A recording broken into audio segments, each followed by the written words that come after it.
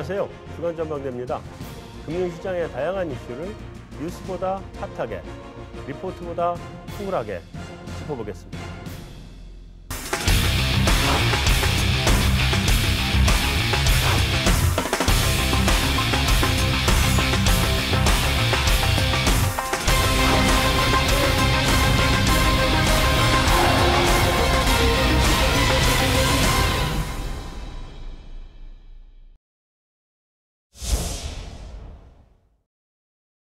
안녕하세요. 안녕하세요. 반갑습니다. 네, 반갑습니다. 네, 오늘 주제는 사실 이제 미국의 트럼프 대통령이 취임한 지 한 7개월, 그러니까 한 200일 정도 그렇네요. 되는 셈이죠. 그래서 7개월, 한 200일 되는 동안에 이분이 뭐를 좀 했고, 뭐를 좀 못했고 등등. 말하자면 중간평가 같은 걸 한번 해보자. 네. 특히나 우리나라에 어떤 영향이 올 건지를 중심으로 해서 좀 해보자, 이런 취지에서 자리를 한번 만들었습니다. 자, 첫 번째. 지지율이 역대 최저 33 뭐 이렇게 나왔더라고요. 그럼 뭐 우리가 걱정할 건 아닌 것 같은데요. 그래도 좀 걱정을 해야죠, 아무리. 근데요, 보시면 아시겠지만 네. 뭐 초반에 임기 초반에 44%였어요, 시작이. 100일 지날 때 42%. 네. 얼마 떨어진 거 아닌 것 같아요. 그리고 보시면은 주변에 2변을 걸쳐서 대통령 되신 분이 또 한 분 있죠, 마크롱. 네, 그렇죠. 거기도 30%대고요. 그러니까 보니까 2변으로 그래도 마크롱 될 때는 굉장히 높았잖아요. 그리고 이거 60%에서 떨어졌죠. 네. 그러니까 2변으로 뭐 마지막 역전승을 거두신 대통령들에 대한 기대가 컸던 것 같아요. 네. 그러다 보니까 거기 기대가 좀 못 미치는 부분들이 나오기 시작하면 소위 말하는 열정이 식는 부분, 네. 그런 것들이 나오기 때문에 좀 떨어지는데, 사실 이거는 이제 어떤 대학교에서 조사한 겁니다. 30%인데 뭐 월스트리트저널 같은 데서는 지금 50% 나오고요. 네. 라스무센 리포츠 같은 데는 59%까지 나오는 데도 있습니다. 그러니까 지금 한국에 들어오는 숫자들이 뭐 편향된 숫자들이 들어올 수도 있기 때문에 네. 지켜봐야 되고요. 네. 지금 지지자들만 해서 다시 선거를 해도 트럼프를 찍겠냐? 96%까지 나옵니다. 그렇기 때문에 지지율의 그런 이 소위 말하는 이 트렌드가 네. 우리가 너무 걱정할 건 아닌 것 같고요. 네. 뭐 이제 지금 허니문 랠리라는 게 다른 대통령은 있었는데 뭐 트럼프는 처음부터 빠져서 나왔기 때문에 네, 그렇죠. 특이한 패턴이 없는 상황에서는 저희가 이제 지켜봐야 되고, 가장 제가 눈여겨보는 지지율은 내년도에 이제 중간 선거가 있단 말입니다. 그렇죠. 그렇기 때문에 올 연말에 그다음 뭐 예산안이라든가 뭐 부채 협상 이런 것들이 끝난 후에 지지율, 이것이 진짜로 의미 있는 지지율이라고 생각을 합니다. 네. 말씀하시는 데 보니까 트럼프 그 지지율이요. 뭐 지난 70년 미국 역사상 최저치인데요. 이전까지는 1975년에 그 제럴드 포드 대통령이 39%였습니다. 그런데 저는 지금 이 미국의 상황을 좀 이렇게 한번 표현을 해보고 싶습니다. 그 예전에 우리가 영화를 보면요.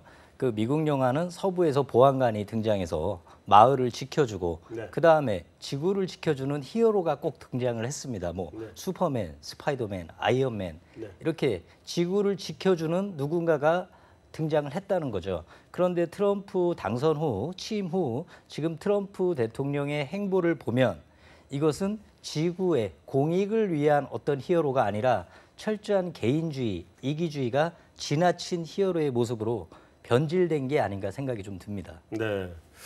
근데 이 뒤에 이제 뭐 쭉 얘기를 풀어가는 데서 저의 제일 기본적인 트럼프에 대한 생각, 다음에 정치, 그러니까 지도 대통령에 대한 생각은 우리나라도 뭐 비슷하긴 하겠습니다만, 미국은 대통령 지지율이 떨어지면 경제를 살리든지 전쟁을 하든지 둘 중에 하나 하는 거잖아요. 예. 그렇죠. 그러니까 경제를 살리든지 예. 아니면 나 살렸어라고 주장을 하든지 예. 뭐 그런 거고, 그게 아니면 이제 바깥으로 눈을 돌려서 전쟁을 하든지. 그래서 이제 두 가지 얘기를 사실은 관점을 가지고 전 여기서 얘기를 쭉 풀어갈 건데요. 근데 그거 가기 전에 먼저 트윗을 뭐 6달 동안에 991번을 했다고 무슨 통계도 나왔더라고요. 근데 이분이 왜 이렇게 트윗을 좋아하세요? 아니 팔로워만 네. 3,500만 명이에요. 그러니까 뭐 엄청난, 그리고요 이 엄청난 파괴력뿐만 아니라 네. 한 번 트윗에서 나오면요 주식시장이 바로 반응을 해줘요. 네.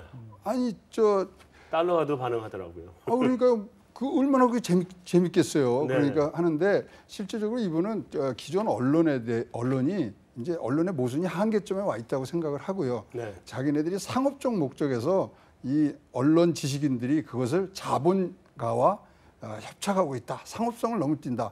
그렇기 때문에 왜곡하고 편집한다는 생각이 굉장히 들고 있는데요. 네. 기자회견도 잘 안 하고 이러지 않습니까? 그렇죠. 근데 주위의 평들, 공화당의 친구들한테 전화를 해보면요. 두 가지로 놀랜답니다. 첫 번째, 굉장히 친절해요. 네. 거기에 놀래거든. 저도 처음 만났을 때 너무나 친하고 그립이 강해서 네. 이런 분이 미국 대통령이야? 정도 생각했는데 한 가지 더는 뭐냐면 정말로 아는 게 없답니다. 이 사람이요? 상상을 초월할 정도로 아는 게 없기 때문에 네. 이 사람들이 단문으로밖에 못 나온다. 네. 기자회견 안 하는 이유도 문제에 대한 인식 능력이 부족하기 때문에 네. 자기 입으로 낼 수 없다. 그런 평가를 다른 사람이 아니라 공화당 의원들이 하고 있다는 얘기죠. 따라서 트위트 아주 대중성 있고 단문적으로 탁탁 나오고 반응 들어오고요. 네. 그러니까 자기의 성격에도 맞고 그러니까 트위터를 쓰는 것 같습니다. 지금. 네. 이게 이제 트럼프가 그 걱정스럽네. 연일 140자 그 트위터를 통해서 트윗 정치를 지금 진행하고 있지 않습니까? 네. 그런데 이것이 오죽하면은 얼마나 많이 트윗을 하면은 그 국가 기록물, 대통령 기록물로 보존하자는 그런 법안까지 지금 그렇네. 제출되어 있는 상황입니다. 트윗을요? 예. 근데 제가 이제 생각해 보니까 이 트럼프 대통령이 왜 트윗을 하나? 물론 이제 언론에 대한 메이저 언론사들에 대한 적대감이겠죠. 예, 절대 좁혀지지 않는 평행선을 이룰 것으로 그 대통령 임기 내내 그럴 것으로 예상을 하고요. 일단은 트위터 정치가 이분한테는 편한 게 본인이 하고 싶은 말만 할 수 있잖아요. 그리고 자신에게 반하는 어떤 국민들이나 언론들에 대해서는 단순하게 심플하게 댓글 삭제로 무시를 할 수 있다는 거. 그것을 좀 많이 이용하려는 의도가 아닌가 생각을 합니다. 필요한 걸 잘 이용하는 것 같아요. 예. 언론하고 지금은 적대적인 관계라고 이야기하지만 사실 트럼프가 1년 반 전만 해도 정말 아무도 아니었잖아요.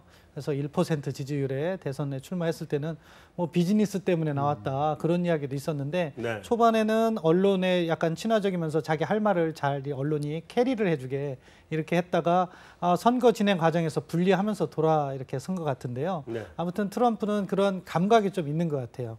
뭐 말을 길게 하는 그런 재주는 없을지 몰라도 정치 상황 흐름을 읽는다는 거나 그리고 짧게 임팩트를 갖게 해서 국민들이 쉽게 알아들을 수 있게. 예전에 북한 김정은이 뭐 대륙간 탄도미사일 발사한다 이렇게 얘기했을 때도 it won't happen 절대 안 생길 거다 네. 이런 식으로 하면서 메시지를 던지는 재주는 상당히 있다 그렇게 평가합니다. 그러다 보니까 각국에서 트럼프 트위터만 보는 담당 외무부 직원들이 생긴 것 같아요. 우리나라도 2명 있으시다 그러는데 네. 그 예를 들어서 뭐 ICBM 쏘고 그럴 때요. 7월 26일자죠. 그때 트럼프가 뭐라 그랬냐면 야, 우리 군 장성과 군 전문가들의 의논을 통해서 미국 정부는 절대 용납하지 않겠다고 트위트에 쓴 거예요. 네. 그때 우리 뭐 진짜로 저 자체도 저도 뭐 실시간으로 될 수 있으면 보려고 그러는데 전쟁 나는 줄 알았어요. 네. 그렇죠. 근데 그게 내용상으로는 트랜스젠더를 미국 군대에서 용납을 안 하겠다는 건데 뒷얘기를 빼고 앞에 얘기만 하니까 네.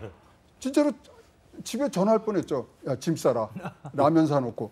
그러니까 사실 말은 세계 대통령으로서의 책임감이 없다는 그런 이 사람 미국 대통령이에요? 세계 대통령 안 하더라고요. 그러니까 그거 안 하고 이제 미국 대통령 하는데도 네. 그런 후보였을 때와 그다음에 대통령에 대해서의 무거움, 신중함, 책임감 이런 것들은 트윗으로는 찾아볼 수 없지만 또 호평하는 사람도 있어요. 새로운 정치의 장을 연 거다. 직접 소통하는 부분.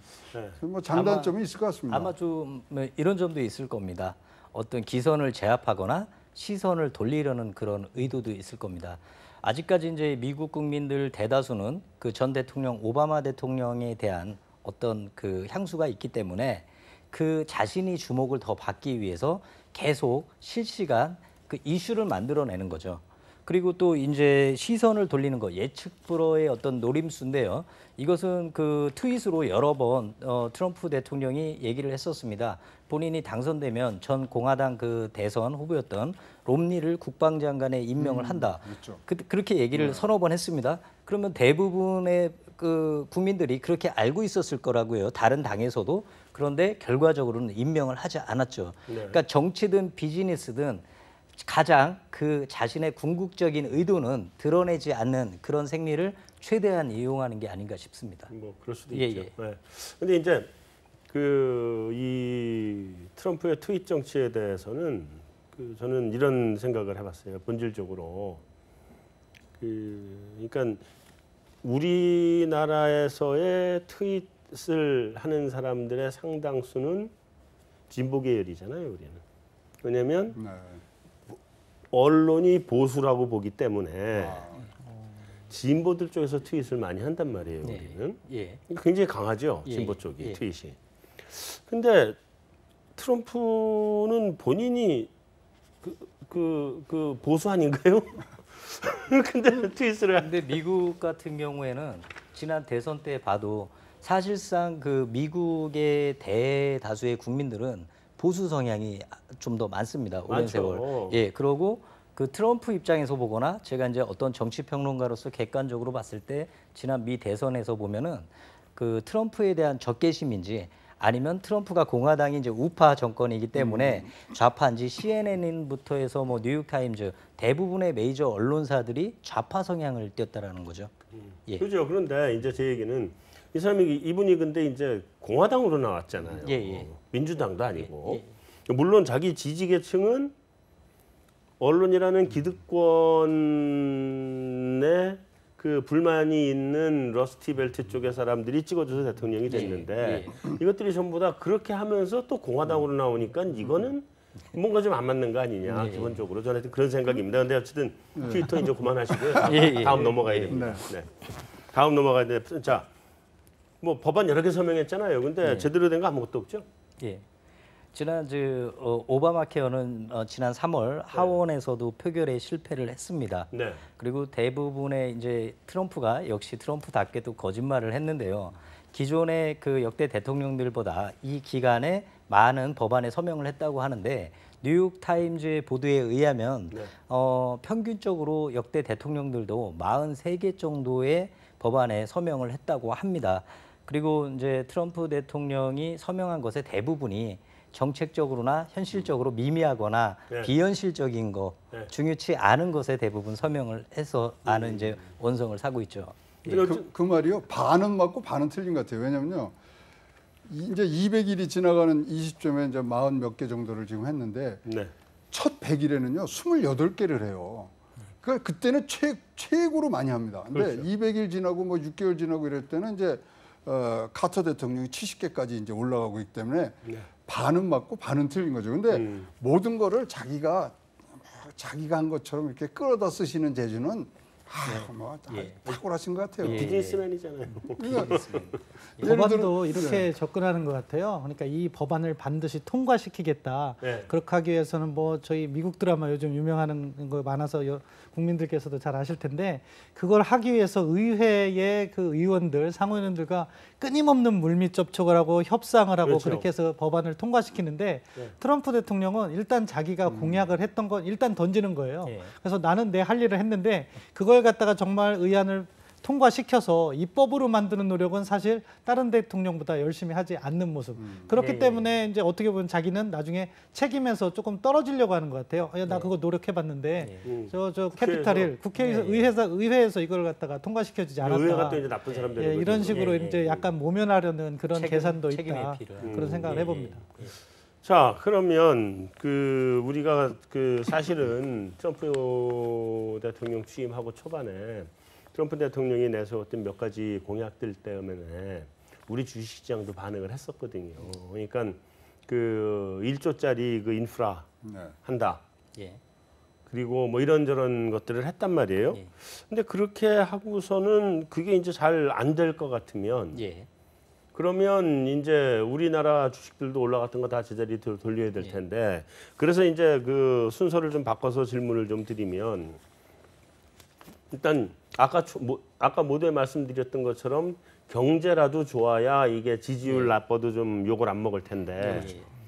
경제를 살리려면 1조짜리 펀드를 인프라 투자 펀드를 해야 되고 그걸 하려고 그러면 부채 한도를 지금 늘려야 되는 상황이잖아요. 근데 그게 지금 미국 의회에서 잘 통과될까요? 아니 근데요, 이 거시경제 지표가 너무 좋아요.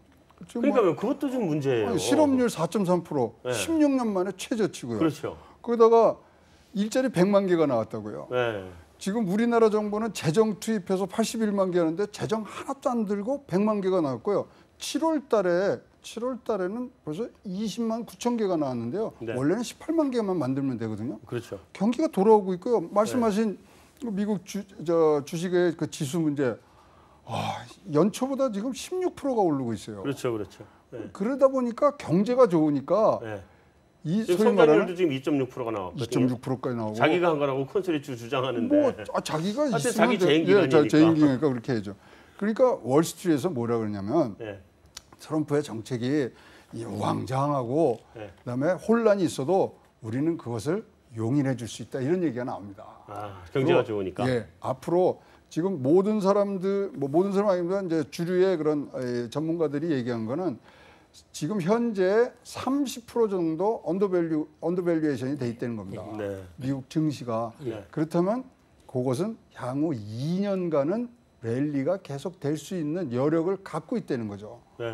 그럼 아까 말씀하신 뭐 부채 협상 이거는 이제 과속 방지턱이다 이렇게 보시면 됩니다. 거기를 잘 넘어가야 그 다음 속력을 낼 수 있는 네. 그런 부분이기 때문에 분명히 잘 처리를 해야 되는데 이제 부채 협상이라든가 예산안 이런 것들은요 내년에 중간 선거가 있어요. 네. 그것 때문에 공화당에서 뭐 울며 겨자 먹기를 지금 도와줄 수밖에 없습니다. 안 해줄 수가 예, 없다. 왜냐하면 자기 지역에 만약 예산이 안 가거나 네. 자기 지역에서의 경제가 나빠지면은 안 네. 되기 때문에 네.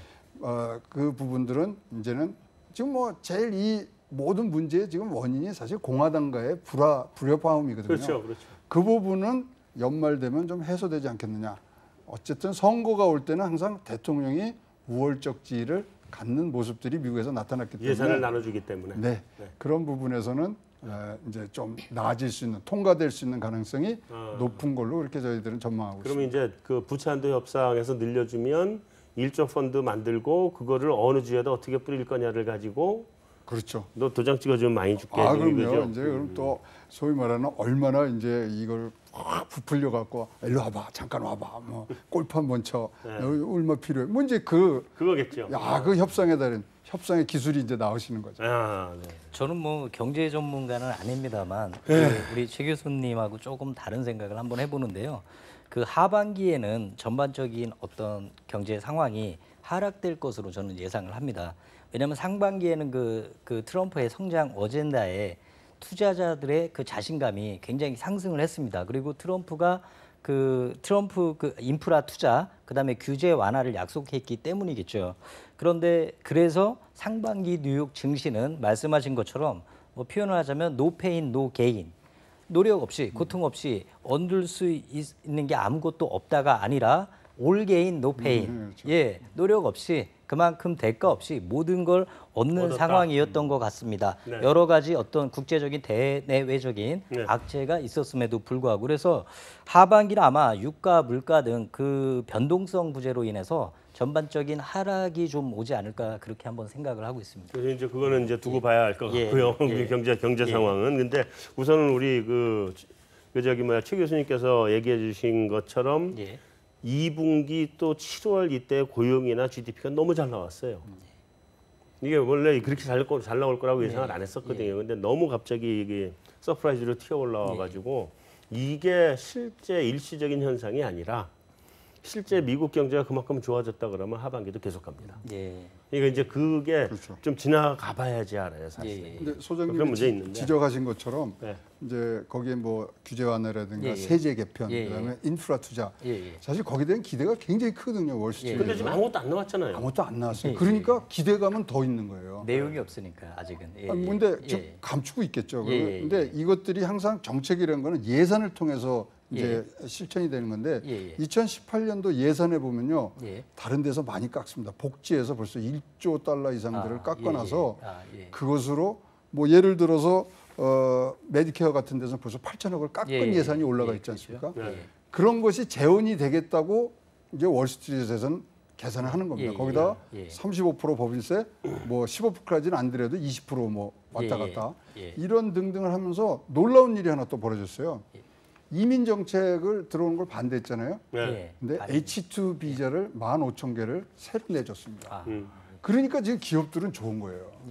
외국에서 노동자도 수입해줘. 금리는 저금리로 갖고 가. 3% 갖고 가겠다. 예산에도 지금 뭐 소위 말하는 재원이 보여.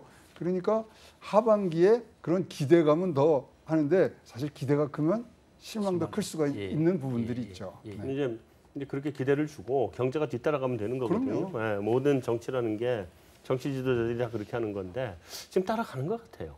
그렇습니다. 이제 네, 사실 따라가는 것 같아요. 중국 유로들이 다시 조금씩 올라오기 때문에요. 네. 같이 이제 커가는 분위기에서. 근데 그 세제 개편안은 내놓긴 한데요.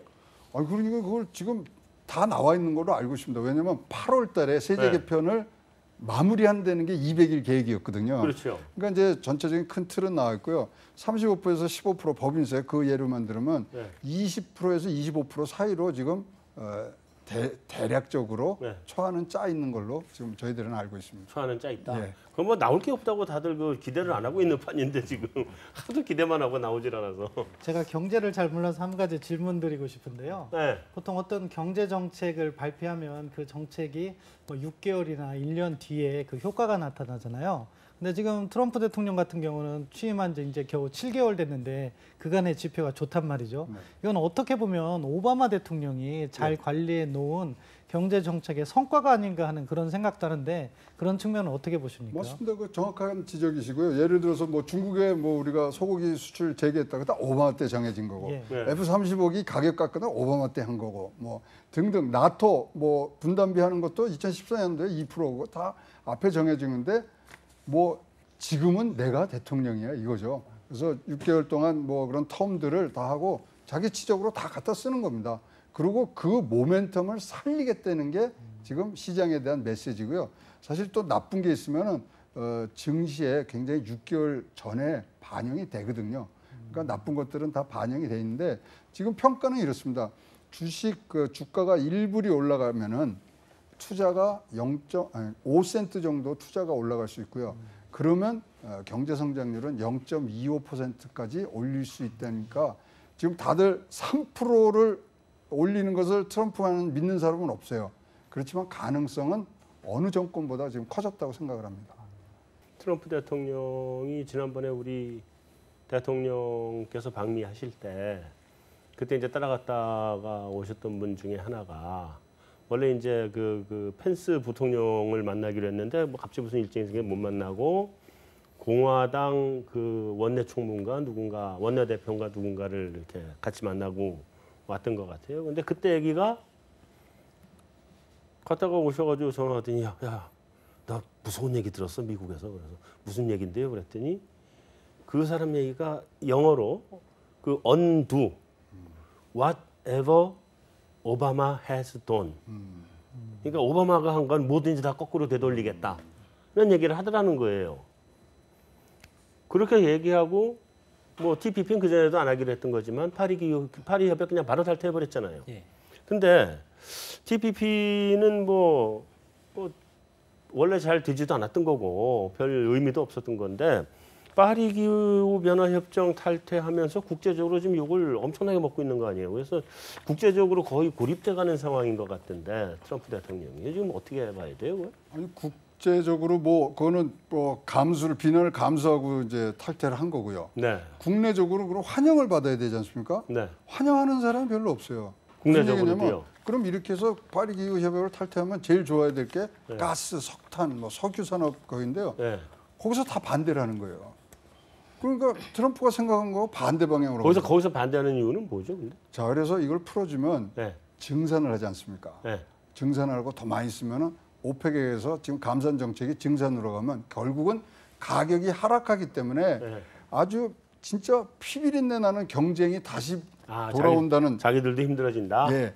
거기다가 지금 미국이 비운 자리를 중국이 네. 차지할 수 있는 개연성이 너무 높아진 거예요. 네. 태양광에 397조 지금 투자하고 등등해서 재생에너지 쪽으로 이제 가는 중국이 부분들이 굉장히 빨리 있지만 가고 있죠. 네. 거기 지금 이제 거기에 대해서 제일 반겨될 사람이 지금 싫다 그러는 거죠. 네. 거기다가 지금 100여 년 동안 이 나온 경제학계의 정설이 뭐냐면 네.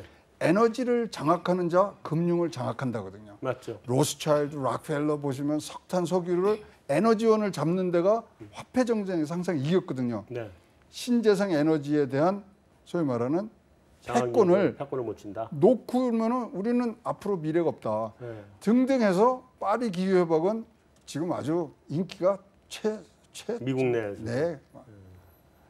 그런데 뭐 그 이제 말씀하신 것처럼 본부장님 뭐 TPP 문제는 뭐 탈퇴를 하든 말든 별 상관이 없습니다. 그런데 이제 파리 그 기후 변화 협정은 네. 이게 이제 재작년이죠. 2015년에 이제 협정이 된 역사적인 협정입니다. 세계 그 195개 국가가 그 지구 온난화의 문제가 심각하게 대두되니까 이것을 해결하기 위해서 아주 국제적인 차원에서 협정을 했는데요. 트럼프 대통령이 뭐 단독으로 바로 탈퇴 선언을 했죠. 그런데 이게 아마 시행되지는 않을 겁니다. 왜냐하면 이게 시행되려면 그 절차가 한 3년 정도 걸린다고 합니다. 그런데 이게 미국이 아무리 아메리카 퍼스트를 외치지만 이것도 좀 정도가 있는 거지. 어떻게 보면은 그 다른 국가들 입장에서 보면은 미국은 아주 나쁜 국가예요. 왜 그러냐면 자신들이 산업혁명 이후에 300여 년 동안 그렇죠. 제조업을 중심으로 세계 초강대국이 됐지 않습니까? 자기들은 얻을 거 다 얻고 취할 거 다 취해놓고 지금 와서 이렇게 하면은 다른 뭐 개발도상국들은 뭐 어떡하라는 겁니까? 근데 도대체? 그거는 예, 항상 예. 계속 예. 그 기후나 뭐 환경이나 에너지 문제가 나올 때마다 선진국과 개발도상국 간의 전쟁이었죠. 그 부분은 항상. 이거 미국이 좀 이번에 좀 심하게 하긴 했지만. 근데 자기 트위터에 남긴 것도 있어요. 아까 지적하신 대로 오바마의 유산 지우기. 그것도 딱 이겁니다. 왜냐하면 오바마가 이것을 정교하고 너무 어렵게 규정을 만들었기 때문에 난 탈퇴한다거든요. 지금 기조가. 그래서 뭐 그런 생각 없이 뭐 하고 좀 여기에 지금 파리 기후협약 기금에 지금 30억 불을 지금 투자하기로 돼 있습니다. 미국에서. 근데 지금 10억 불만 내놓은 상태고 20억 불을 내야 되는데 지금 이제 뭐 나는 못 내겠다. 난 탈퇴한다. 뭐 그런 등 지금 여러 가지 문제를 지금 야기하고 있는데요. 말씀에 소장님 지적하신 대로 이 소위 말하는 철수가 좀 불가능해질 수도 있는 상황인데 다시 복귀할 때 뭔가 얻어내겠죠. 그래서 미국이 더 나쁜 거예요. 이게 지구 온난화 지금 굉장히 덥지 않습니까? 좀 심각한데요. 그런데 이거를 만약에 미국이 15% 지구 온난화에 기여를 했다고 합니다. 그러면 제일 많이 기여를 한 건데요. 역으로 만약에 이 파리 기후 협정이 이게 미국의 어떤 방해 아닌 방해로 이게 실현이 안 될 경우에 산업화 이전보다 온도를 2도를 낮추자는 거를 반대로 산업화 미국이 주도하에 계속 제조업을 생산하고 돌리고 해외에 나가 있는 공장 다시 자국으로 유치해서 돌려서 만약에 1도나 2도 다시 온도가 지구온난화가 심각해지고 올라간다고 한다고 하면 지금 우리나라 같은 경우에 제가 원래 그 더위를 잘 안 타는데 몇 년 전부터는 갈수록 너무 덥죠. 덥습니다. 저는 이미 갈 생각하고 있습니다. 저 북극 정도로 이렇게. 그래서 아마 이제 그렇게 되는 경우에는 극단적인 경우겠지만 뭐 코리아 플러스 아프리카 그래서 코프리카가 되지 않을까 그런 생각도 해봅니다. 뭐 하여튼 에너지하고 관련된 데서는 뭐 또 다른 얘기들이 좀 있긴 한데 어쨌든 우리 그 최 교수님께서 너무 그 에너지 패권하고 관련된 얘기를 너무 잘 정리를 해줘서 더 얘기는 안 해도 될 것 같고요. 전쟁 나요? 전쟁 안 납니다. 걱정하지 마십시오. 확실해요?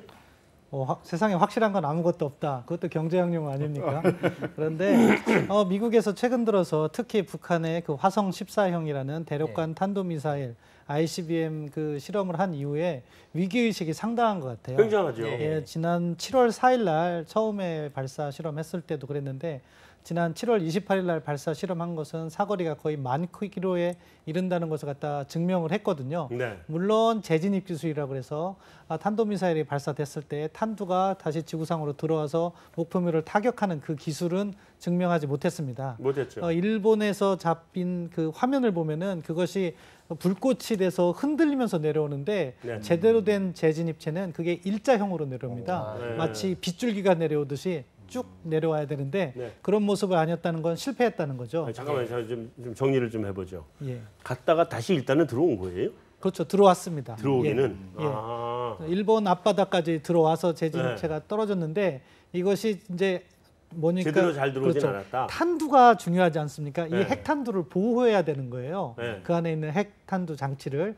근데 이게 열을 한 7,000도까지 오르는데 네. 그 열을 제대로 차단하지 않으면 이 안에 있는 기폭 장치가 고장이 납니다. 네. 그럼 핵탄두가 다시 들어와서 폭발을 할 때 터지질 않아요. 네. 이 핵탄두가 얼마나 민감한 거냐면은 사실 일반적인 핵폭탄 이야기할 때 플루토늄을 주변에 고성능 폭약으로 싸서 100만 분의 1초에 동시에 폭발을 시켜야 됩니다. 네. 그래서 그 중에 일부가 어긋나면은 폭발을 안 하는 거예요. 아, 플루토늄이. 예, 그렇기 네. 때문에 이 재진입체가 완전히 열을 차단해 줘야 되는데 네. 이번에 영상은 그게 불이 탔어요. 음. 그러니까 제대로 폭발하지 못했다는 걸 갖다가 북한 입장에서는 그것이 아쉬울 거예요. 아무튼 그럼에도 불구하고 갔다가 이것이 들어왔다는 건 예, 굉장히 예. 중요하죠. 그렇게 진보가 있으니까 미국 측에서 위협 인식을 느끼고 그런 부분인 거예요. 미국이 중국이나 러시아와 같은 강대국과 핵 경쟁은 한다.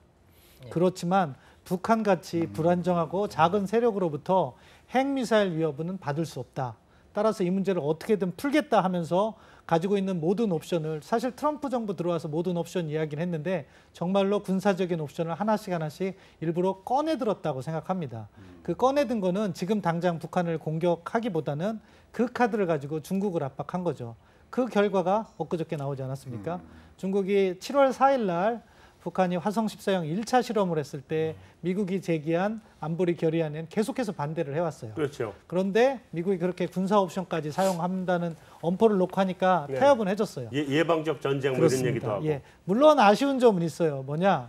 이번에 안보리 결의 2371호에 북한에 대한 원유 송출 중단이나 뭐 노동자 환송 이렇게 초강력 내용은 포함되지 않았어요. 안 됐죠. 그 점이 아쉽긴 하지만 그래도 뭐 북한의 석탄 수출 중단, 일단 한발 예, 그렇죠. 철광석 중단, 수산물 중단해서 북한의 수출의 3분의 1을 줄인다 네. 하는 정도까지 이렇게 양보를 얻어냈는데 그것이 그 군사적 옵션까지 언급한 카드라고 생각해요. 근데 이제 이것이 끝난 게 아니라는 거죠.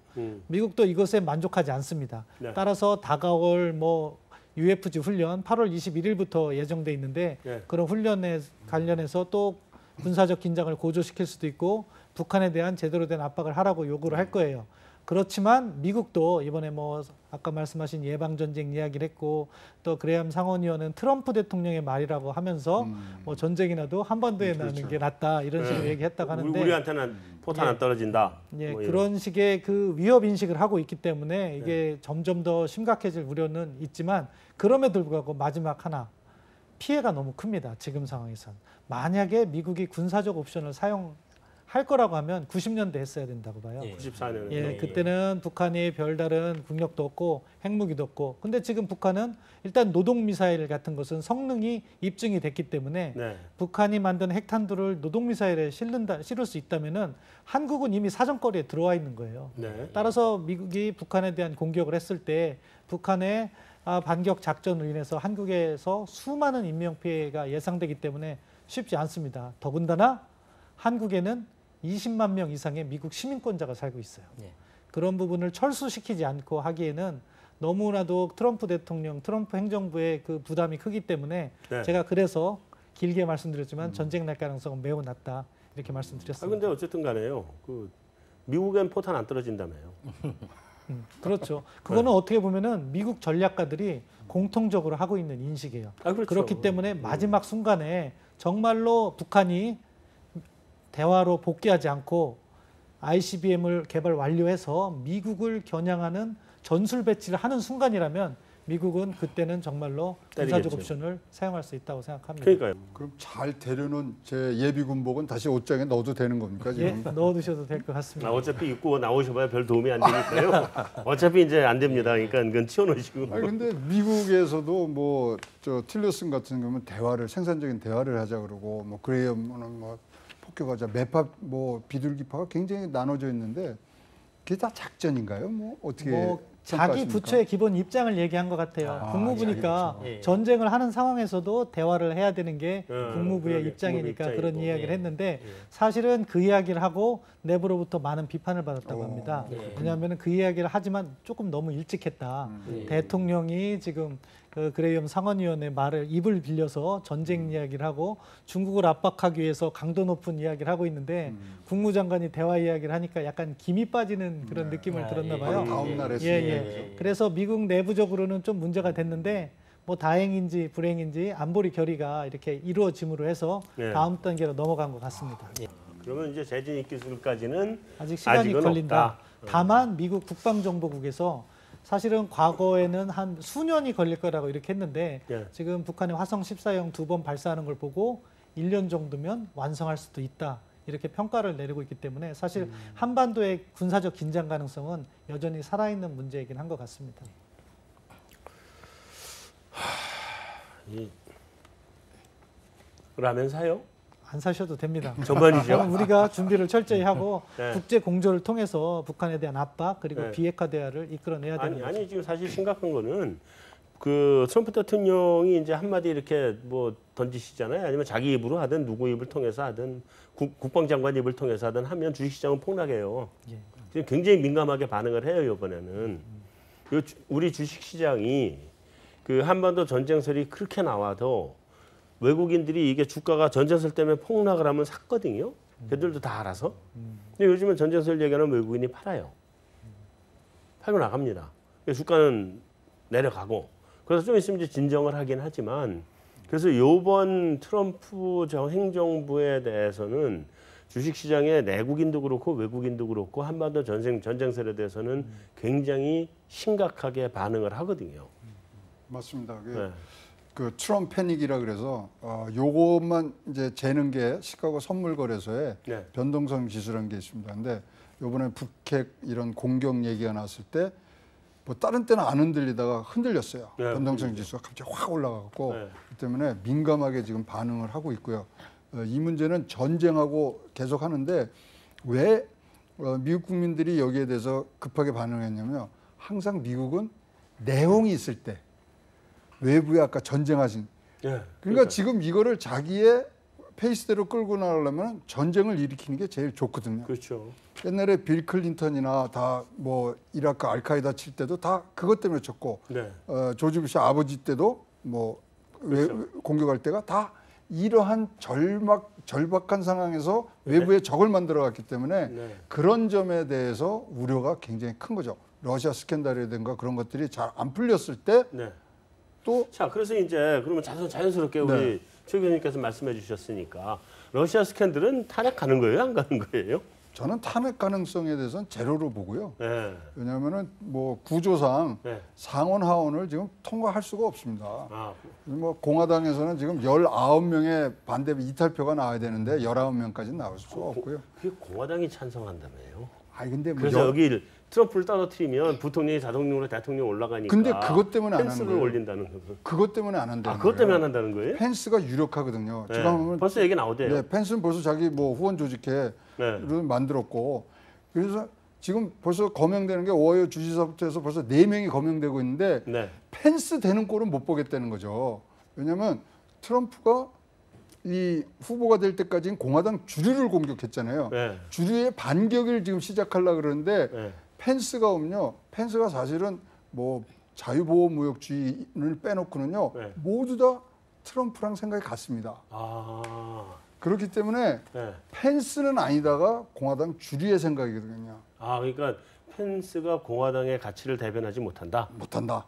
그러니까 트럼프를 제거했는데 더 센 놈이 나올 수도 있다. 네. 그냥 가는 게 더 낫겠다. 그 트럼프보다 훨씬 머리도 좋은 더 센 놈이 그렇죠. 있는 거죠. 여기는 머리까지 있고 네. 안정적으로 가고 그렇기 때문에 그런 기류가 있어서 네. 탄핵 가능성에 대해서는 이제 저 개인적으로는 네. 제로라고 생각을 하고요. 구조적으로 또 돼서도 안 되고요. 탄핵이 되면은 주식 시장이든지 뭐든지 작살납니다. 너무나 불안전해지기 때문에 작살납니다. 그 일은 안 일어날 수면 좋겠다는 게 제 개인적인 의견입니다. 저는 그런데 이제 이 부분의 탄핵 가능성에 대해서 우리 최 교수님과 좀 다르게 생각을 합니다. 그 AFP 통신에 의하면요, 그 아일랜드에 있는 유명한 도박 사이트 그 이름이 패디파워라고 합니다. 여기서 그 트럼프 탄핵을 가지고 베팅을 했는데 하겠죠. 걔들은 뭐 뭐든지 다 6대 4가 나왔어요. 일단은 이거는 이제 참고고요. 된다고 하는 게? 근거는 없는 된다고 하는 게 이제 60%의 가능성이 나왔다고 이제 제가 들었습니다. 그런데 그 FBI 그 코미 국장이 임기가 6년이나 남았는데 특별한 명분 없이 트럼프가 해임을 하지 않았습니까? 네, 그렇죠. 그리고 러시아 스캔들 핵폭탄이죠, 이거 거기 의혹만 코미 증폭되지 뭔가 시원하게 클리어하게 해명되는 게 없고요. 네. 거기다가 그 트럼프의 뭐 주니어 트럼프 그 아들하고 아들 사이 다 사위까지 나오죠, 지금. 전부 다 의혹만 계속 증폭되고 뭐 하나 클리어한 게 없다라는 거죠. 그리고 미국 헌법상 뭐 여느 나라로도 마찬가지겠지만 대통령이 탄핵을 될 수 있는 기소될 수 있는 요건에는 뇌물수수나 내란이나 뭐 중대 범죄 및 비행 이런 게 있습니다. 그런데 FBI의 수사 코미 국장을 탄핵을 시키고 또 수사 중단 요구도 계속 증폭이 되고 있는데 만에 하나 이게 팩트로 드러난다고 한다면 그 탄핵 요건 중에 해당이 되지 않습니까? 비행 및 중대 범죄. 그래서 저는 탄핵 가능성도 저는 무게를 좀 두고 있습니다. 아니, 뭐 탄핵 가능성에 무게를 두긴 둬야죠. 두긴 둬야 되는데 저는 이게 탄핵이라는 게뭐최 교수님 너무 잘 아시겠지만 이게 정치 프로세스잖아요. 아우, 해보니까 이거 뭐 두 번 할 건 아니더라고요. 그러니까요. 그리고 우리는 그나마 이 소위 여의도에 계신 그 금바지 달고 계신 분들을 우리가 별로 못 믿어서 정파적인 이해에 의해서 대통령을 탄핵시킬 수 있다라는 것 때문에 헌법재판소를 가게 만들어 놓긴 했지만 헌법재판소 원래 안 가는 건 전 세계에서 헌법재판소로 가는 데가 없잖아요. 탄핵이. 의회에서 결론나면 끝이잖아요. 아니죠. 미국도 맨 끝에 네. 연방 대법원 심리를 마지막으로 거칩니다. 아, 그래서 연방 대법원 심리를 지금까지의 절차가 정당하게 이루어졌는가가 우리나라 헌법재판소 가르듯이 마지막에 있습니다. 그러니까 거기는 뭐 이 대안대가 아니라 상원에서 통과하면 그때까지의 절차의 합당성만 따지는 그러니까 절차의 하나가 있어요. 합당성만 보는 거죠. 네. 거기는. 근데 우리는 절차의 합당성만 본 게 아니잖아요. 서로. 그렇죠. 예, 말하자면 결정을 재판을 한 했으니까, 거잖아요. 네. 우리는. 근데 정치적인 프로세스인데 정치적인 프로세스 가지고 미국에서 탄핵이 그렇게 될까? 이거는 박근혜 대통령이 탄핵이 된 거는 한때 지지율이 5%도 안 나오는 상황까지 갔기 때문에 탄핵이 됐는데 그건 심했잖아요. 그렇죠. 그런데 뭐 헌법에 나와 있는 아까 말씀드린 아니, 중대 사항에 해당이 되는 해당은 경우. 되죠. 예, 되는데 예. 이게 이제 예, 예. 탄핵까지 가기는 쉽지 않을 것 아니냐는 예, 예. 기본적으로 그 생각을 과정은 하는데 쉽지 않겠죠. 저도 탄핵까지 가기는 어렵다 이렇게 생각하는데요. 두 가지 측면입니다.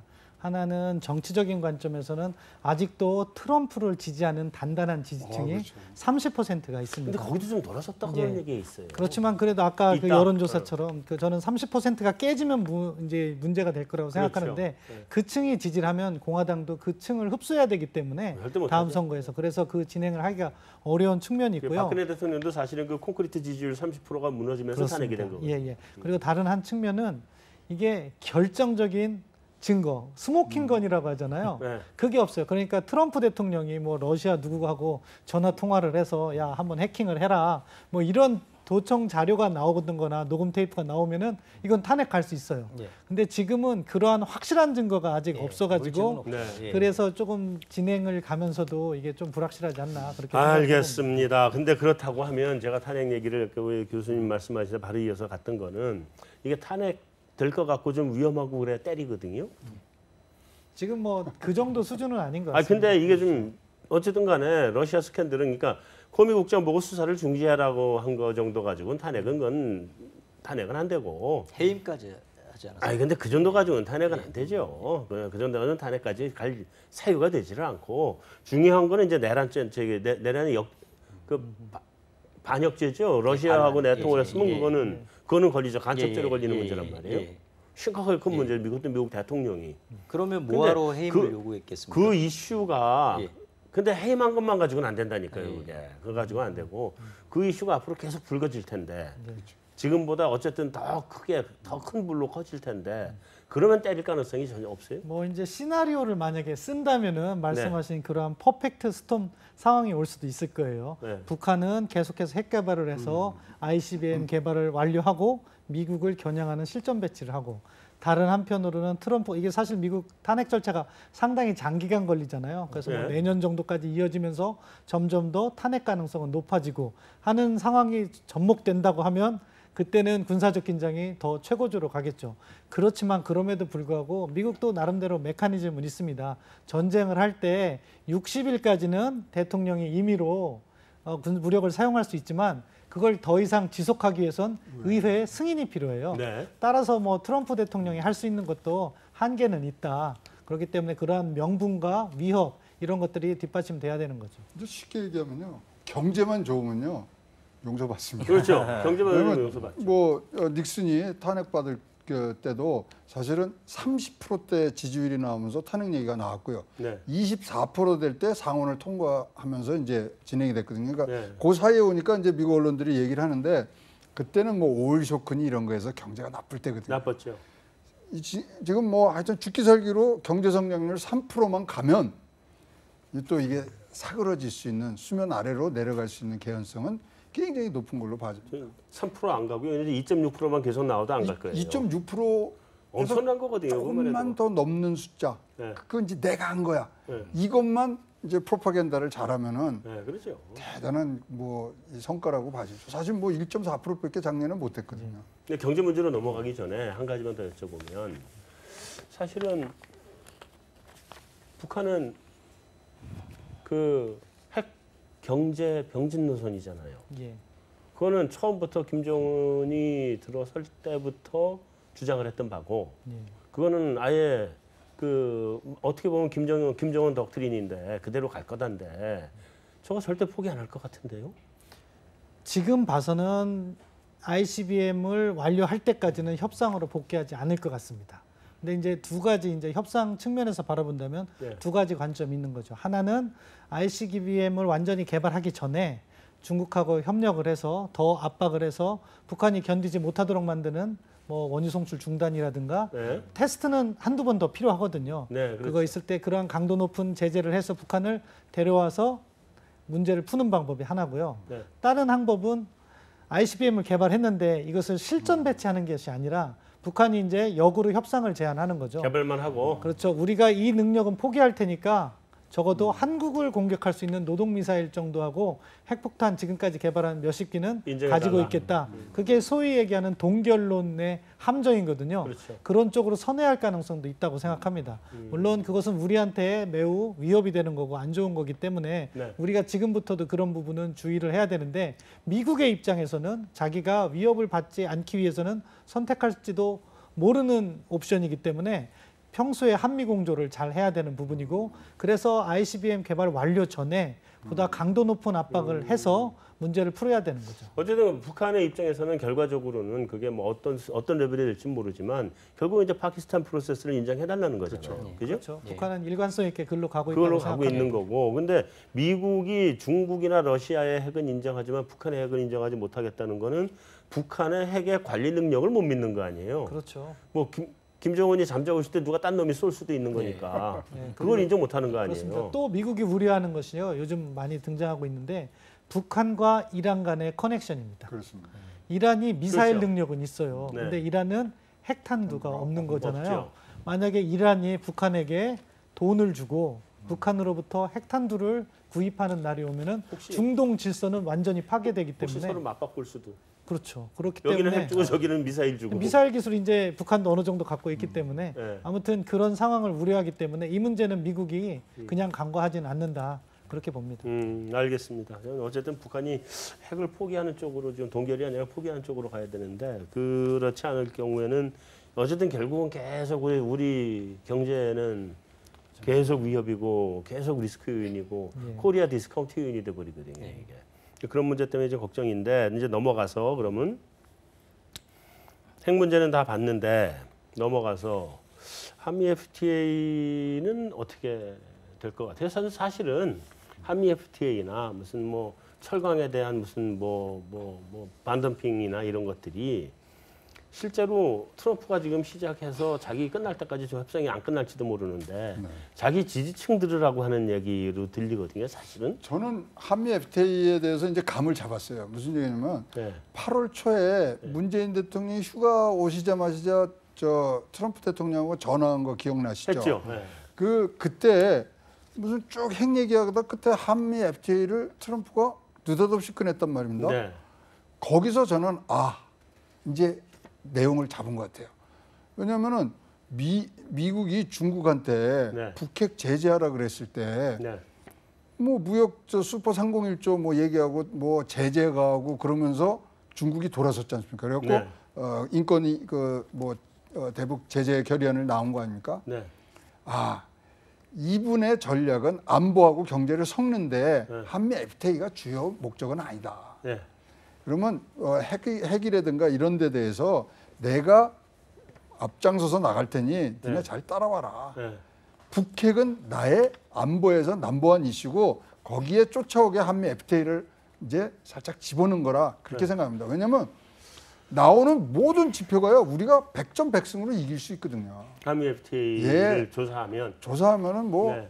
지금 뭐 언론 애들 다 얘기를 했지만 네. 이거는 뭐 질 수가 없습니다. 네. 뭐 또 지금 새로 대신 우리 김현정 본부장도 너무나 초창기부터 얘기를 잘 알고 있기 때문에 네.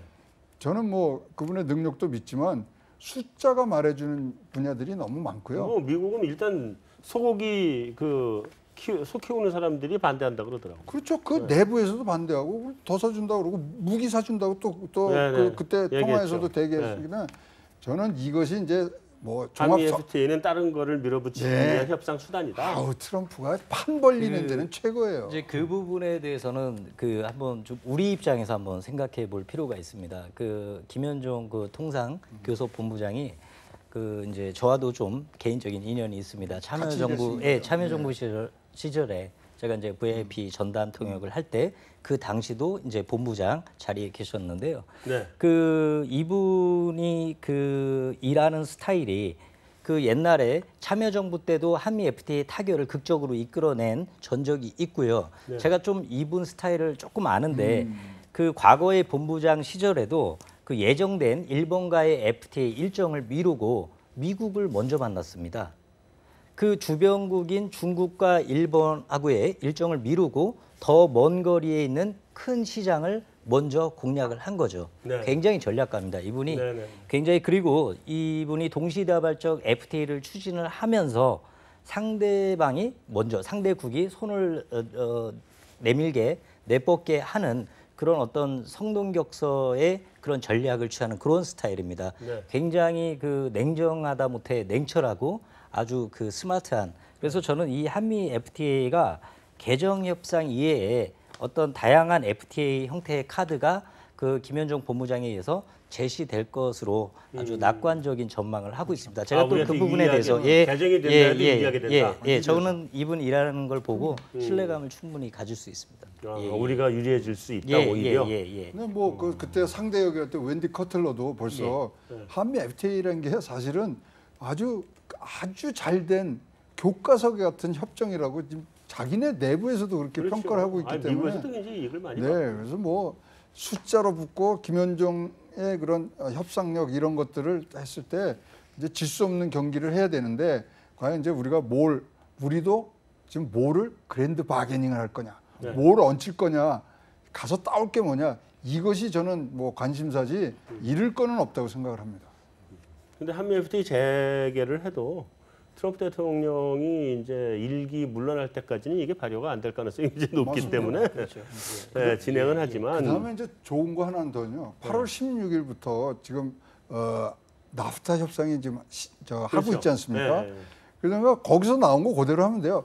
문제가 똑같아요. 철강, 뭐 자동차 이런 것들이 주제가 똑같기 때문에 거기 나오는 거 봐서 그거보다 좀만 더 하면은 우리가 될 수 있다고 생각을 합니다. 근데 그럼에도 불구하고 이제 FTA 협상은 재개를 안 할 수가 없을 거예요. 왜냐하면 이게 이제 여기 FTA로 미국의 일자리가 없어졌다. 다음에 무슨 뭐 철강이니 자동차니 이쪽이 러스티벨트가 박살났다. 이래서 자기 지지 계층을 위해서 하는 거기 때문에 걔들 어루만져 줘야 될 거 아니겠어요. 그것 때문에 하는 거기 때문에 진행은 하긴 할 것 같아요. 몇 가지 시나리오는 결과가 어떻게 있는 것 나올지는 같습니다. 저도 모르겠고. 뭐 지연을 하든지 뭐 부분 협상 수정을 하든지 전면 수정을 하든지 뭐 여러 가지 이제 시나리오가 그러니까 뭐 예상이 들어줄 건 됩니다. 들어주는데 예, 예. 일자리 같은 거 나오면 예. 사실 우리가 12,000개를 미국에다 줬단 말입니다. 네. 근데 거기 평균 월급이요 92,000달러예요.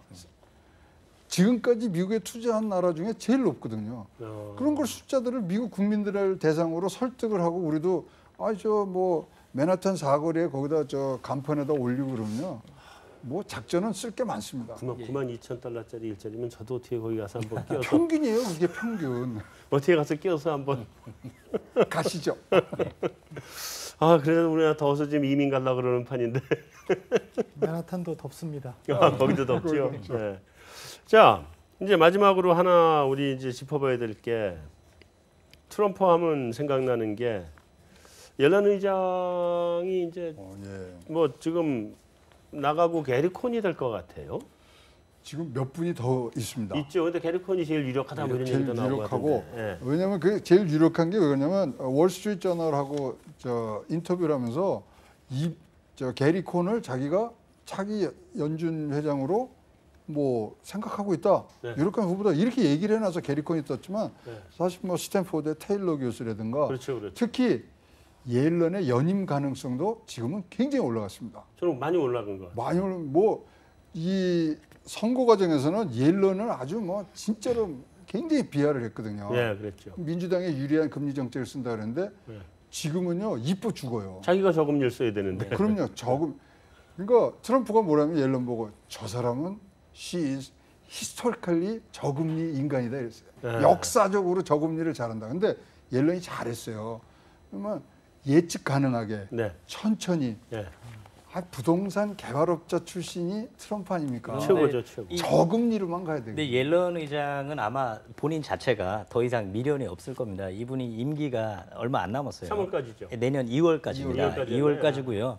그 게리 콘을 트럼프 대통령이 염두에 두는 이유가 이분이 전 그 골드만삭스의 CEO였습니다. 네. 그리고 이 도드 프랭크법이라는 게 있는데요. 이거는 좀 아셨으면 좋겠습니다. 이게 뭐냐면 2010년에 제정된 법률인데요.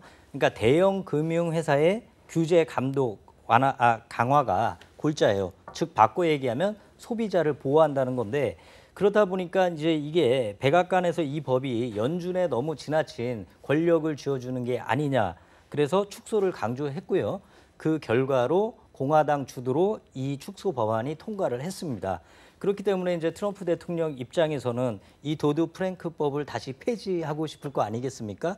그러기에는 그 골드만삭스의 CEO였던 이 게리 콘이 가장 적임자라고 생각을 충분히 하는 거죠. 근데 그 부분에 가서는 예. 벌써 조치가 끝났어요. 왜냐하면 랜디 콜츠라고 벌써 저 연준의 이사로 갔고요. 그 사람이 갖고 있는 게 금융감독권입니다. 이 사람은요 골수의 저 토드 프랭크법 폐지론자예요. 벌써 연준은 장악을 해놓고 위에다 넣게 하는데 게리 콘이 지금 조금 점수를 깎이는 부분이 1번 지금까지 경제학자가 아닌 사람이 간 적이 없습니다. 네. 그다음에 지난 40년간 연임을 안 한 적이 없어요. 근데 연준의 위원장을 연임한다는 것 자체가 이 금융시장의 안정에는 굉장히 큰 영향을 미치거든요. 그래서 4년이고 1년 딱 지나면 이렇게 바뀌게 되도록 제도적으로 돼 있는 상황이기 때문에 연임의 가능성이 지금 사실은 뭐 트럼프가 이제 좋아하기 시작했기 때문에 굉장히 올라가고 있는 상황이고요. 그런 점에서 게리 콘이 다른 장관을 맡을 확률이 더 커졌다. 예, 그럴 수 그죠? 있겠죠. 요새 뭐 나오는 게 세션스가 이제 예. 법무부 장관에서 돌리잖아요, 나오고 마음을. 돌리고 예, 예. 그런 차원에서 게리 콘이 현장으로 갈 수 있는 아. 개연성이 더 높아졌고요. 뭐 이 토드 프랭크법은 지금 폐지론자가 벌써 가서 작업 중입니다. 아, 네. 그 옐런이 지금 사실은 요즘 금리 정책을 쓰는 거 보면 저 사람 그 연임을 염두에 두고 있구나 하는 생각이 들게 최근에 쓰거든요. 아, 그러시죠. 네. 예. 저 사람 연임 생각하는구나. 대부분에 하여튼 이번 9월에는 금리 인상 없는 걸로 가서 발표를 했잖아요. 그리고 이제 물론 이제 돈은 자산은 축소를 해나가서 그게 이제 문제죠. 근데 돈은 회수에 들어오겠다는 했지만 금리는 안 올린다고 발표를 하고 이제 나오기 시작했단 말이에요. 그래서 처음에 그때는 9월까지 금리를 올릴 것처럼 얘기했었거든요. 그러니까 그거 딱 보는 순간 이 사람이 연임이구나. 얼마나 연임하고 싶을까 뭐 이런 생각을 했는데 그런 것 같아요. 그래서 진짜로 그 방향으로 갈 가능성은 높습니다. 하반기에 이제 두 가지 큰 문제가 아까 말씀하신 부채 협상하고 자산 축소를 언제부터 시작하느냐. 그거는 9월부터 예, 시작은 자산 할 것 축소 같아요. 4조 5천억을 지금 다시 5천 달러를 네. 다시 와야 되는데 네. 이 자산 축소는 특이하게요. 이 금리를 조정할 때는 단기로 갔다 장기로 가야 되는데요. 네. 자산 축소는 바로 장기에 영향을 줍니다. 그래서 네. 조금 더 효과가 큰 거기 때문에 사실 이제 그거를 뒤로 밀면은 네. 연임이구나 이렇게 판단을 하셔도 크게 하여튼 뭐 좀 보긴 봐야 될 것 같아요. 그렇습니다. 네, 알겠습니다. 네, 자, 그 신 교수님, 예. 그 올 하반기 이후에 북한을 비롯한 이 동북아 정세 어떤 뭐 변수가 있나요? 아니면 우리 예상된 대로 흘러가게 될까요? 예, 뭐 아까 말씀드린 대로 이제 북한의 지속적인 핵 개발, 대륙간 네. 탄도미사일 개발이 예상되는데요. 네. 중요한 관리 포인트가 있어요. 그게 바로 다가옵니다. 이제 뭐 UFG 훈련이 바로 곧 시작되기 때문에 네, 그 그렇죠. 기간부터 9월 9일이 북한 정부 창건일이에요. 네. 그 기간 중에 북한이 새로운 뭐 대륙간 탄도미사일이나 또 일부에서는 뭐 핵실험 가능성도 있다고 하는데 네. 그런 또 상황이 변화함으로써 한반도에 또 위기가 찾아오지 않나 하는 우려가 되는데 그런 부분을 잘 관리해야 된다고 생각합니다. 그럼 결국은 이제 이게 예정돼 있는 것들이 아니라 북한에 의해서 발생하는 돌발 상황. 계속 있을 거다. 아직까지는 북한이 상황을 주도하고 있잖아요. 네. 도발적인 방향으로. 네네. 그렇기 때문에 저희가 그것을 막는 노력을 더 강력하게 해야 된다고 생각합니다. 알겠습니다. 주식시장은 계속 뭐 할 때마다 한 번씩 특히나 핵실험 한번 하면 그냥 크게 출렁거릴 것 같은데 걱정스럽네요. 자, 하반기 이후에 또 우리 그 트럼프 대통령 때문에 또 한미 관계 뭐 이런 것 때문에 우리가 좀 신경을 써야 될 특별한 변수 뭐가 있을까요? 저는 좀 거시적으로 제가 이제 이 생각은 몇 년째 하고 있는 생각인데요. 그 우리나라 한반도는 완충국입니다. 버퍼 스테이트라고 하죠. 말 그대로 강대국들 사이에 끼어 있는 고래 사이에 끼어 있는 새우 같은 겁니다. 우리가 그러니까 수없이 많은 외침을 당하고 전쟁을 했던 것도 우리가 원해서 한 게 아니라 완충국, 약소국이기 때문에 강대국들에 의해서 놀아난 거예요. 그러면 역사적인 것은 이미 지났으니까 어떻게 바꿀 수 없는 일이고 지정학적인 것도 바꿀 수 없단 말입니다. 그렇지만 언제까지 지금 뭐 한미동맹이 반세기 이상 유지되고 있는데 트럼프 대통령은 자꾸 막말을 하죠. 이거는 완전히 우리 일반 뭐 건물이나 이런 데 보안업체보다도 못한 수준의 얘기를 합니다. 우리가 방위비도 충분히 분담을 하고 있는데 2배로 네. 올린다고도 하고 네. 그다음에 뭐 전쟁이 나도 수천 명이 죽어도 한반도에서 죽겠다. 이런 막말을 계속 하고 있고 또 경제적으로는요. 중국이 사실은 우리나라랑 얼마 전까지 2위, 3위의 최대 교역 국가였습니다. 그러면서 중국 경제가 급상승을 했고요. 그런데 지금 와서 유치하게 그렇게 경제 보복을 하는 나라는 제가 보기에는 전 세계에 중국밖에 없을 겁니다. 그래서 저는 인제 고래 싸움에 새우등 터지는 게 아니라 그 국제정치에서 얘기하는 BOP, 밸런스 오브 파워, 이 세력 균형을 잘 이용해서 이 완충국인 한반도가 우리 주도하에 양 고래를 싸움도 붙이고 때로는 화해도 해치고 우리가 어떤 역공을 하고 우리 주도적으로 가야지 맨 주변 그 강대국들 네. 사이에 끼어서 눈치만 보는 거 이거를 도대체 언제까지 할 수 있단 말입니까? 네. 예. 할 수 있는지는 잘 모르겠습니다만 하여튼 뭐 노력은 해야죠. 그러려면 우리가 핵을 갖고 있어야 되는 거예요. 그렇죠. 그게 예, 지금 굉장히 극단적으로 중요한 거죠. 거죠. 그런 생각도 해봅니다. 뭐, 예. 뭐 스위스처럼 중립국으로 가든지 그렇죠. 예. 네. 대신에 우리는 건들지 마라. 건들면 니들도 죽는다. 이게 있어야 되는데 그 어제는 그 사드 문제는 좀 풀리겠어요? 그건 뭐 다 풀렸다고 보시면 될 것 같고요. 아까 말씀하신 대로 아니, 우리 중국의 경제 보복이 풀려야 되는데. 그건 뭐 1996년도인가 8년도에 그 일본이 한번 네, 중국한테 했었죠. 당했는데요. 네. 당시에 86%의 그런 경제적인 저하가 있었습니다만은 네. 다음 해에 바로 140% 올라갑니다. 네. 중국에 우리가 수출한 건 원자재하고 중간재이기 때문에 네. 우리가 안 주면요. 저기도 골치 아프고요. 네. 지금 반도체를 얼마나 갖다 써야 되는데 그러니까 지금 소비재만 건드리잖아요. 지금. 그러니까요. 네. 아주 치사한 거죠. 네. 치사한 건데 뭐 자기네들도 그런 뭐 의사 표시를 하는 거니까 네. 저는 요게 어디까지 갈 거냐면 강화되는 게 네. 지금 뭐 19차 전당대회가 있지 전인대 않습니까? 10월 전인대가 달에 예, 있죠. 10월 달인데 거기까지 가서 시진핑 체계가 이제 완성이 되면 네. 그 이후로는 완화가 될 것 같고요. 내년 양해는요. 양해 뭐 여기서 다 일단 큰 저게 되니까요. 네, 그 그 구조가 짜야 절전되고 양해 되니까 때는 이제 뭐 뭐 그때는 이제 앞으로 또 5년간 어떻게 될 거에 대해서 네. 추진 계획이니까 네. 같이 동반자적 얘기 이제 분명히 나올 거고요. 음. 뭐 저기 이 경협하자고 이제 그럴 건데 네. 하여튼 뭐 중국하고는 뭐 잘 친하게 네. 가는 방향으로 잘 나오시고요. 하여튼 트럼프는 트럼프에 대해서 안다고 하는 사람만 믿지 않으면 됩니다. 아, 알겠습니다. 그게 혹시 아까 트럼프 안다고 안 하셨나요? 아니요 만났다 그랬죠. 그래서 트럼프는 네. 안다고 하는 사람을 트럼프를 안다고 하는 사람은 절대 믿지 마라. 알겠습니다. 네. 자, 여기까지로 오늘 마무리하도록 하겠습니다. 네. 자, 오늘 순서는 여기서 마치겠습니다. 저희는 다음 주에 다시 찾아뵙겠습니다.